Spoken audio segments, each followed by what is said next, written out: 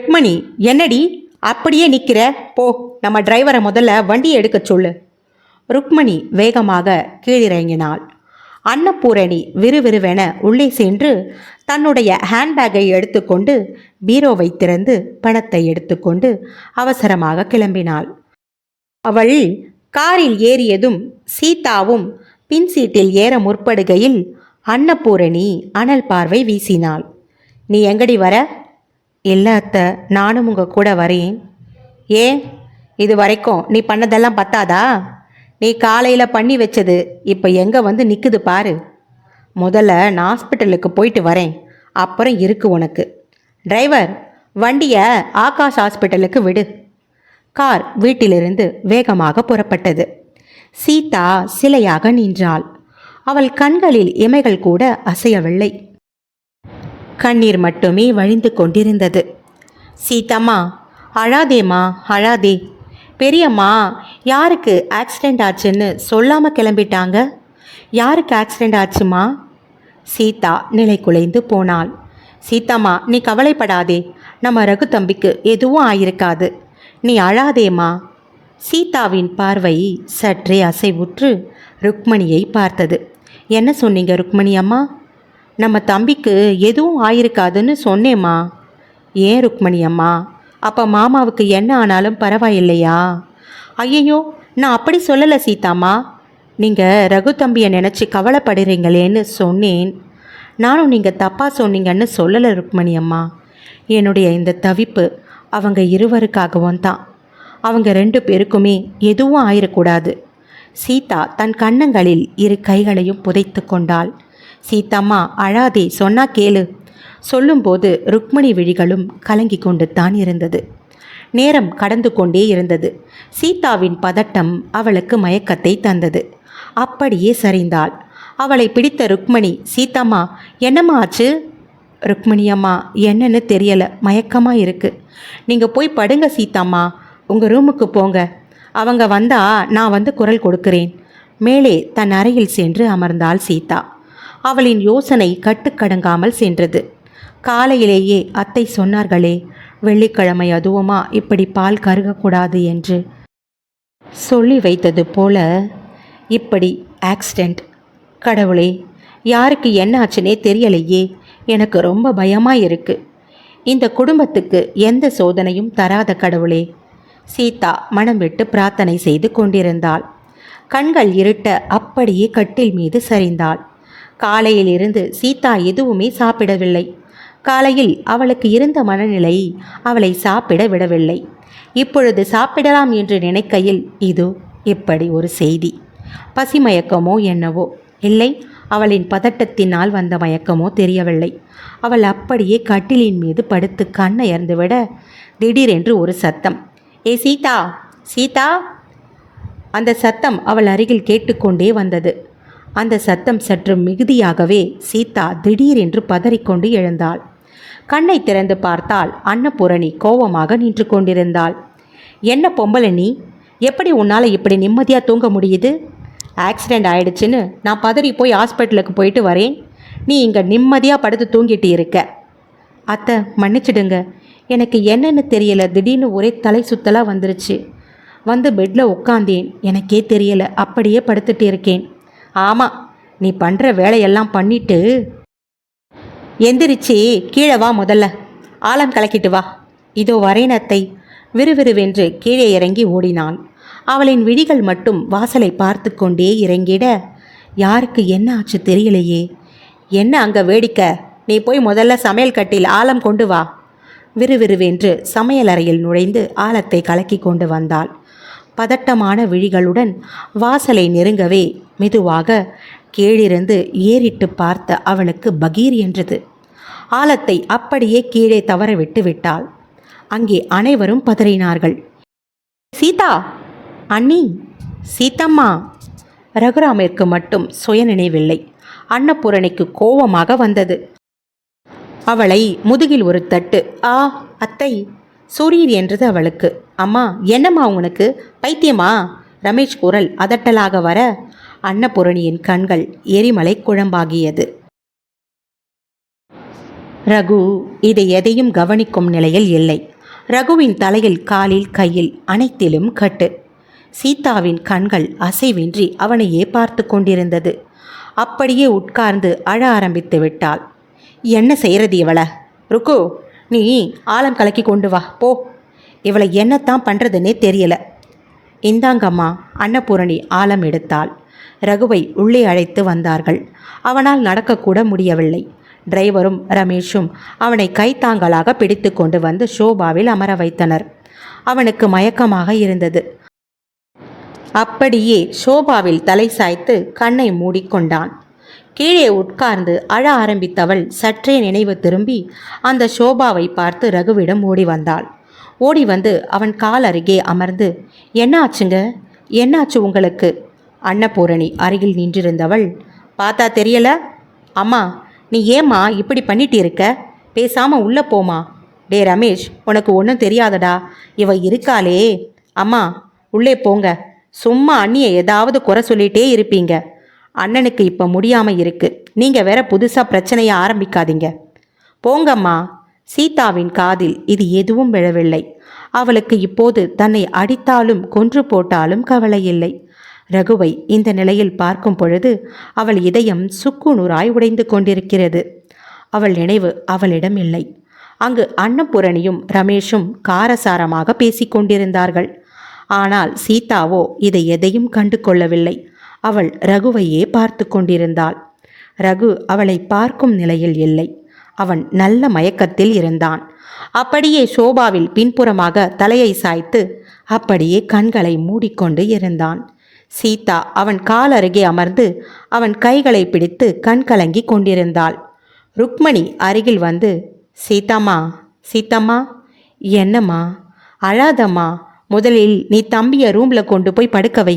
போமா, எழுந்துரு. அன்னபூரணியும் ரமேஷும் இன்னும் தங்கள் வாக்குவாதத்தை நிறுத்தவில்லை.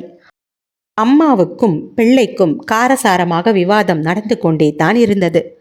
ருக்மணி ஒரு கை பிடிக்க, சீதா ஒரு கை பிடிக்க ரகுவை மெல்ல அவர்கள் அறைக்கு கொண்டு போய் படுக்க வைத்தனர். சீதாம்மா, ஏதாவது வேணுமென்னா குரல் கொடு, சரியா? நான் போய் தம்பிக்கு கொஞ்சம் சூடா பால் கொண்டு வரேன். தலையை அசைத்தாள். ரகுவை படுக்க வைத்துவிட்டு சீதா அவனையே பார்த்து அழுது கொண்டிருந்தாள். என்னால் தான் உங்களுக்கு இப்படியானது. காலையிலேயே அத்தை சொன்னார்கள். நான் தான் தவறு செய்தேன். அவர்கள் என்னை திட்டுவது தவறே இல்லை. சீதா, அவன் காலில் அவ்வளவு பெரிய கட்டு, கைகளில் கட்டு, தலையில் கட்டு, இத்தனை இடங்களில் எப்படி அடிபட்டு இருக்கிறது? இவருக்கு எவ்வளவு வலிக்கும்? இதை இவர் எப்படி தாங்குவார்? எந்நேரமும் சுறுசுறுப்புடன் ஓடிக்கொண்டிருக்கும் மனிதரை இப்படி படுக்க வைத்து விட்டாரே அந்த கடவுள். சீதா மனம் உருகி கொண்டிருந்தாள். ரகு மயக்கத்தில் தான் இருந்தான். சிறிது நேரம் கழித்து அன்னபூரணி அங்கு வந்தாள். ஏண்டி, இப்போ எதுக்கு அவன் பக்கத்தில் உட்காந்து அழுதுட்டு இருக்க? நீ அழுது அழுது இங்கு வந்த பிரச்சனையெல்லாம் போதும், நிறுத்து. சீதா கண்ணை துடைத்து கொண்டாள். உண்மைதான், நான் அழக்கூடாது. காலையிலேயே ருக்மணி அம்மா சொன்னார்கள். நான் எவ்வளவு தடுத்தாலும் என் அழுகை ஏன் அடங்க மறுக்கிறது? என்னையும் மீறி என் கன்னங்களை நனைக்கிறது. இதனால் யாருக்கு என்ன பிரயோஜனம்? எல்லோருக்கும் கஷ்டம்தானே. எனக்கு இருக்கும் இந்த பலவீனமான மனது என்னை காயப்படுத்துவது மட்டுமல்லாமல் என்னை பார்க்கும் மற்றவரையும் கலங்கடிக்கிறது என்று சீதா தன் கண்ணீரை துடைத்தாள். ஏண்டி, நான் ஒருத்தி இங்கே பேசிட்டு இருக்கேன், அப்படி என்னடி யோசனை? அத்தை மன்னிச்சிடுங்க. ஆமாம், ஆவனா இதை ஒன்று சொல்லிடு. இது ஒன்று தவிர உன் வாயிலிருந்து வேற ஏதாவது வருதா? மன்னிச்சிடுங்க. போ, அவனுக்கு குடிக்க ஏதாவது கொண்டு வா. இப்படியே படுக்கட்டும்னு இருக்க முடியுமா? எழுப்பி ஏதாவது கொடுக்கலாம். சரி அத்தை, பால் எடுத்துட்டு வரேன். வேணாம், பழ ஜூஸ் ஏதாவது போட்டு கொண்டு வா. சரி அத்தை. சீதா விறுவிறுவென்று இறங்கி கீழே செல்ல ருக்மணி அம்மா எதிரில் பாலுடன் வந்து கொண்டிருந்தாள். சீதாம்மா, இந்தா சீதாம்மா, சூடா பால் காய்ச்சி கொண்டு வந்திருக்கேன். பால் வேண்டாமாம், அத்தை ஜூஸ் கொண்டு வர சொன்னார்கள். சரி சீதாம்மா, நான் போய் கொண்டு வரேன், நீ போமா. பாலை கீழே கொண்டு சென்றவள் அப்படியே நின்றாள். சீதாம்மா, நீ காலையிலிருந்து எதுவும் சாப்பிடல. இந்த பாலையாவது குடிமா. வேண்டாம் ருக்மணி அம்மா, எனக்கு பசி இல்லை. சீதாம்மா, சொன்னா கேளு. இதை குடி. எனக்கு மனசு சரியில்லைம்மா, ப்ளீஸ் என்னை வற்புறுத்தாதீங்க. அமைதியாக ருக்மணி மீண்டும் சமையலறைக்குள் நுழைந்தாள். மீண்டும் சீதா மேலே வந்து ரகுவின் பக்கத்தில் அமர, என்னடி உடனே வந்துட்ட? ஜூஸ் எங்க? ருக்மணி அம்மா போட்டு கொண்டு வராங்க அத்தை. சரி, நீ இவன் பக்கத்திலே இரு. நான் ஐயாவுக்கு வேற இன்னும் சொல்லலை. சொன்னா அவர் பதட்டம் ஆயிடுவாரு. நான் என்ன செய்யறது? ஃபோன் பண்ணலாமா வேணாமா ஒரே யோசனையா இருக்கு. இது அவர் சாப்பாட்டுக்கு வர நேரம்தான். என்ன செய்வது என்று தெரியாமல் அன்னபூரணி கவலைப்பட்டு கொண்டிருந்தாள். பரமசிவத்திடம் இந்த விஷயத்தை எப்படி காதில் போடுவது என்று தெரியாமல் தவித்து கொண்டிருந்தாள். வெளியில் கேட் திறக்கும் சத்தம் கேட்டது. அன்னபூரணி அதை கவனித்தாள். சீதாவிற்கு பதட்டம் ஆயிற்று. அன்னபூரணி விறுவிறுவென்று கீழே இறங்கி வாசலுக்கு ஓடினாள். ஏ ருக்கு, ஆலம் கொண்டு வாடி. இதோ கண்டு வரேன்மா. ருக்மணி ஜூஸ் போடும் வேலையை அப்படியே நிறுத்திவிட்டு விறுவிறுவென்று ஆலம் கரைத்து கொண்டு வந்தாள். பரமசிவம் தினமும் வெளியில் போய் வரும்போது அவருக்கு ஆலம் எடுக்க வேண்டும். இது இந்த வீட்டில் எப்பொழுதும் உள்ள வழக்கம். ஆனால் இன்று அவர் வாசலில் வரும்போதே ஆலம் கலக்கி கீழே ஊற்றியிருப்பதை கவனித்து விட்டார். என்ன இது என்று அதை பார்த்து கொண்டே வாசலில் வந்து நின்றவர், அன்னம் என்ன இது?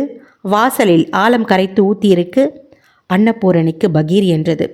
அது என்ன சொல்வது என்று தெரியாமல் அவள் விழித்து கொண்டிருக்க, என்னடி பதிலையே காணோம்? நீங்க உள்ளே வாங்க, அப்புறம் பேசிக்கலாம்.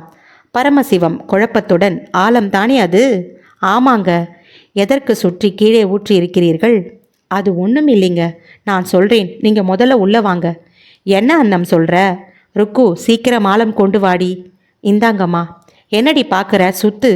ருக்மணி குழப்பத்துடன், என்ன நம்மை ஆலம் சுற்ற சொல்கிறார்கள் என்ற யோசனையுடன் ஆலம் சுற்ற ஆரம்பிக்கையில் பரமசிவம் அன்னத்தை முறைத்தார். அச்சச்சோ, பதட்டத்தில் மறந்துட்டேனே. ருக்கு, அந்த ஆலத்தை இப்படி கொடு. உடனே அதை வாங்கி அன்னம் ஆலம் சுற்றினாள். என்ன அன்னம், உன் கவனம் எல்லாம் எங்கே இருக்கு?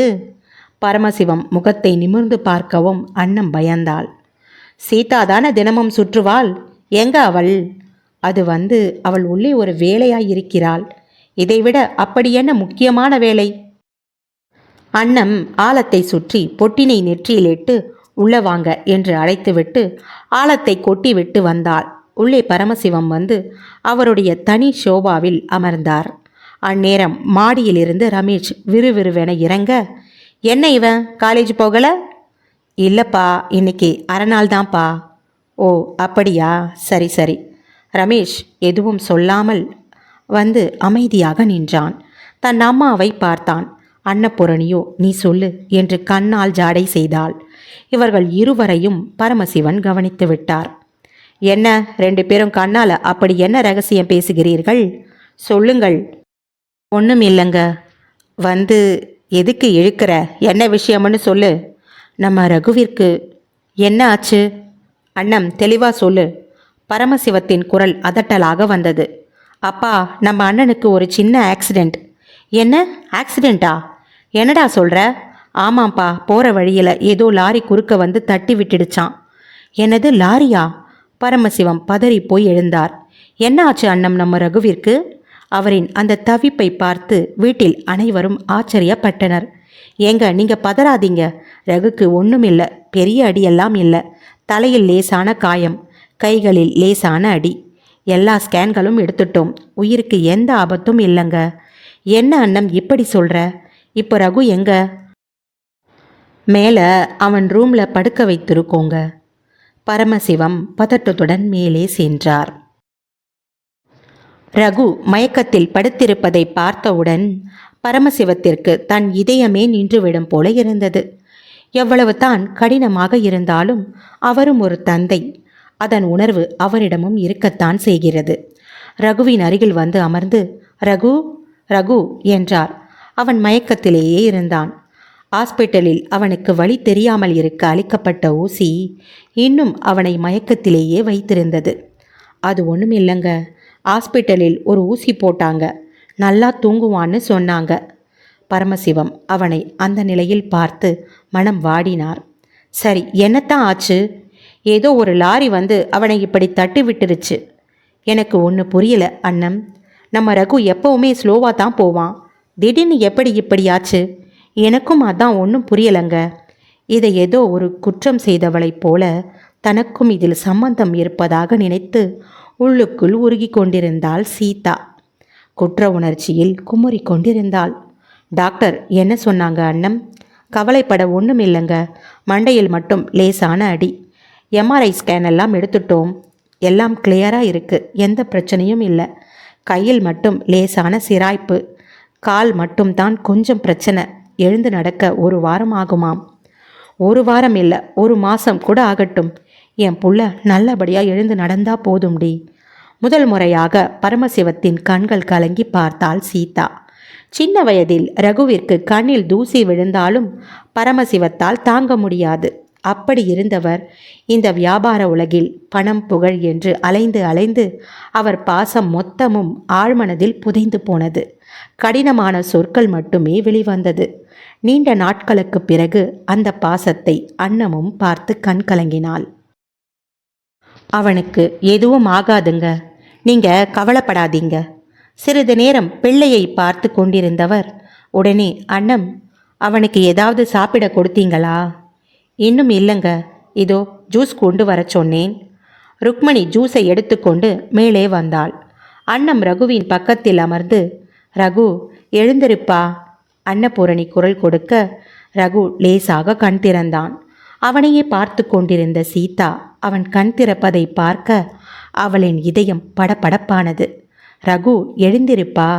அவனை உற்று பார்த்து கொண்டே இருந்தாள் அன்னம். ஜூஸை அவனுக்கு கொடுத்தாள். இந்தாப்பா, இதை கொஞ்சம் குடிப்பா. அம்மா, இப்போ நான் எங்கம்மா இருக்கேன்? ஹாஸ்பிட்டலில் இருந்து வீட்டுக்கு வந்துட்டப்பா. முதல்ல இந்த ஜூஸை குடி, அப்புறம் பேசிக்கலாம். ரகு குடிப்பா. பரமசிவம் அருகில் கண் கலங்கி அமர்ந்திருப்பதை கண்ட ரகுவிற்கு ஆச்சரியமாகவும் ஆனந்தமாகவும் இருந்தது. அவன் குடித்து முடித்ததும், ரகு என்னப்பா ஆச்சு? ஏன் இப்படியாச்சு? நீ ஸ்பீடாக கூட போக மாட்டியே, ஸ்லோவாகத்தானப்பா போவ? ஆமாம்ப்பா, நான் கவனமாக தான் போனேன். ஆனால் அங்கே வந்த ஒரு லாரி வேண்டுமென்றே என்னை டார்கெட் செய்தது. என்னப்பா சொல்கிற? ஆமாப்பா, அந்த லாரி என்னை வேண்டுமென்றே இடித்தது. அப்படியா? ஆமாம்ப்பா, நான் வலது பக்கம் போனால் அவனும் வலது பக்கம் வரான், நான் இடது பக்கம் போனால் அவனும் இடது பக்கம் திரும்புகிறான். எனக்கு சந்தேகம் வந்து வண்டியிலிருந்து இறங்க முற்படுவதற்குள் அவன் காரை தட்டி விட்டுட்டு போயிட்டே இருந்தான். இது ஏதோ ஒரு சதி போல தெரியுதுப்பா. என்னடா சொல்கிற? ஆமாம்ப்பா, இது எதர்ச்சியாக நடக்கலை. எவன்டா அவன் என் பிள்ளைய இப்படி ஆக்சிடெண்ட் பண்ணி படுக்க வச்சவன்? அவன் எவனா இருந்தாலும் அவனை நான் சும்மா விட மாட்டேன். அண்ணம், முதல்ல நம்ம கமிஷனருக்கு ஃபோனை போடு. அவன் யார் என்னன்னு விசாரித்து அவனை உள்ளே தள்ளணும். ரமேஷ், என்னன்னா சொல்கிறீங்க, நிஜமாவா? அவன் அருகில் வந்து உட்கார்ந்து ரமேஷ் கேட்க, ஆமாடா, நான் ஸ்லோவாக தான் போனேன், அவன் தான் இப்படி பண்ணிட்டான். அண்ணா, யாரா இருக்கும்? உனக்கு ஏதாவது சந்தேகம் இருக்கா? எனக்கு என்னமோ இப்போ நான் அட்டன் பண்ண போகிற மீட்டிங்கில் நான் கலந்துக்க கூடாதுன்னு யாரோ செஞ்ச சதின்னு தோணுது. ஆனால் யாருன்னு என்னால் உறுதியாக சொல்ல முடியலை. அப்படியே ஏதோ சுதாரித்து ஒரு மரத்தில் முட்டிட்டேன். இல்லைனா கார் உருண்டு இருந்தால் இன்னும் அடி பலமாக பட்டிருக்கும். உடனே அவன் வாய் மீது ஒரு கை திரை போட்டது. உங்களுக்கு எதுவும் நடக்காது. அவன் சீதாவை பார்க்க அவள் விழிகள் கோவை பழம் போல சிவந்திருந்தது. சிறிது நேரம் அவளையே பார்த்தவன், நீ இருக்கும்போது எனக்கு என்ன சீதா நடக்கும்? உன் அன்பே எனக்கு எதுவும் நடக்க விடாது. ரகு இப்படி சொன்னதும் சீதாவால் தாங்க முடியவில்லை. அவளுக்கு இதை கேட்டவுடன் காலையிலிருந்து அவள் மனதில் இருந்த குற்ற உணர்ச்சி எல்லாம் மெதுவாக கரைந்தது. உண்மையை சொல்லணும்னா இன்னைக்கு எனக்கு வர இருந்த ஆபத்து உன்னால்தான் விலகி போச்சு. என்னங்க சொல்கிறீங்க? ஆமாம், நீ தான் காலையிலேயே பூஜை பண்ணி எனக்காக வேண்டிக்கிட்டியே, அதனால தான் எனக்கு எதுவும் நடக்கலை. இது சொன்னதை கேட்டு சீதாவின் உதடுகள் லேசாக புன்னகைக்க, அன்னபூரணி அவளை முறைக்க அந்த புன்னகையும் மறைந்து போயின. சரி சரி, நீ ரொம்ப நேரம் இப்படி பேசக்கூடாது. நீ படு, கொஞ்ச நேரம். ஜூஸை குடிச்ச இல்லை, அப்படியே கொஞ்ச நேரம் படு. சரி வாங்க, நம்ம எல்லாம் வெளியே போகலாம். ஏய் சீதா, நீ கூட இங்கே இருக்க வேணாம். அவன் கொஞ்ச நேரம் படுத்து தூங்கி ரெஸ்ட் எடுக்கட்டும். நீயும் வெளியே வா. சரிங்க அத்தை. ரகுவை பார்த்து கொண்டே அவள் வெளியே சென்றாள். ரகு அப்படியே நன்றாக படுத்து உறங்கினான். அன்று இரவு ரகுவிற்கு அவன் ரூமிற்கு சாப்பாடு கொண்டு வந்தாள் சீதா. அவனால் சாப்பிட முடியாது, கையில் கட்டு. சீதா அவனுக்கு ஊட்டிவிட முயற்சித்தாள். வேண்டாம் சீதா, நீ ஸ்பூன் கொண்டு வா, நான் சாப்பிடுகிறேன் என்றான். ஆனால் சீதா விடவில்லை. அவள் கையாலேயே அவனுக்கு ஊட்டிவிட்டாள். இரவு படுக்கும்போது அவனுக்கு மாத்திரை மருந்து அனைத்தையும் சரியாக கொடுத்து அவனை தூங்க வைத்து அவள் தூங்காமல் அவன் அருகிலேயே அமர்ந்திருந்தாள். அவன் மாத்திரை போட்ட பிறகு நல்ல உறக்கம். அந்த மாத்திரை அவனை நன்றாக உறங்க வைத்தது. சீதா உறங்காமல் அவனை உற்று பார்த்து கொண்டிருந்தாள். மறுநாள் காலை ரகு எழுந்து பாத்ரூம் போக வேண்டும் என்று எழுந்திருக்க படுக்கையில் அவனாகவே எந்திரிக்க முடியவில்லை. சீதா, சீதா!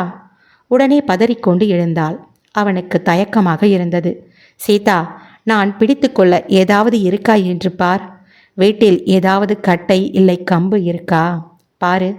ஏங்க? இல்லை, பாத்ரூமுக்கு நடந்து போகணும். நான் தான் உங்கள் பக்கத்திலே இருக்கேனே, என்னை பிடிச்சுக்கோங்க. வேணாம் சீதா, சொன்னா கேளு. நீ ஏதாவது இருக்கா பாரு. சும்மா இருங்க, நீங்கள் வாங்க. உடனே அவன் கைகளை எடுத்து தன் தோளில் போட்டுக்கொண்டு அவனை மெதுவாக இழுத்தாள். சீதா, சொன்னா கேளு. வேண்டாம், நீங்க சொன்னா கேளுங்க, வாங்க. அவனை மெதுவாக பாத்ரூம் வரை அழைத்துச் சென்றாள். பாத்ரூம் போயிட்டு அவன் வெளியே வந்தான். மீண்டும் அவனை படுக்கையில் கொண்டு விட்டாள். சரி, ப்ரஷ் பண்ணிட்டீங்களா? நான் போய் உங்களுக்கு காப்பி கொண்டு வரேன். சீதா, காப்பி வேண்டாம். ஏங்க? எனக்கு கொஞ்சம் டிகாஷன் போட்டு கொடு. சரிங்க என்று கொண்டு வந்தாள். அதை குடித்துவிட்டு ரகுராம் அப்படியே அமர்ந்திருந்தான். நேரம் கடந்தது. டிஃபன் சாப்பிட நேரம் வந்தது. ரகுராமனுக்கு குளிக்க வேண்டும் என்று தோன்றியது. உடனே, சீதா, ஒரு சின்ன உதவி. என்னங்க? என்னை பாத்ரூமில் கொண்டு விட்டு வா சீதா, குளிக்கணும். சரிங்க என்று அவனை பிடித்து பாத்ரூம் வரை எடுத்துக்கொண்டு விட்டவள். அவர் எப்படி குளிப்பார்? கையில் அடிபட்டு இருக்கிறது. அவர் எப்படி தேய்த்து குளிப்பார்? வலது கையில் தான் அடிபட்டு இருக்கிறது. என்ன செய்வது என்று மீண்டும் கதவை தட்டினாள். என்ன சீதா, ஒரு நிமிஷம் கதவை திறங்கள் என்றதும் கதவை திறந்தான். அவன் துண்டுடன் நிற்க, நீங்க எப்படி குளிப்பீங்க? உங்க கையில் தான் அடிபட்டிருக்கே. நான் குளிப்பாட்டு விடுகிறேன். ஐயோ வேண்டாம் சீதா, சொன்னால் கேளு.